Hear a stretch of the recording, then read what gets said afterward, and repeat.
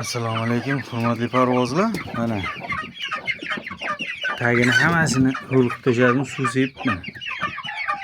2 kun oldin tozaladim tagini hammasini. Hozir ko'p tovuqlar o'lib qolyapti.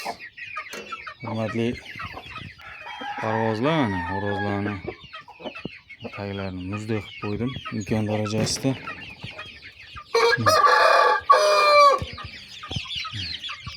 Bular dekorativ jo'jalar. Bularni ham sepib tashladim. Endi nima desa bo'ladi hali. Katayda turganlar ehtiyot bo'linglar, issiq kuchli bo'layapti. Mana shunaqa suvlardan sepib turinglar obed vaqtida. Hozir bitta makonim o'lib qoldi. Bu mushuk qapas.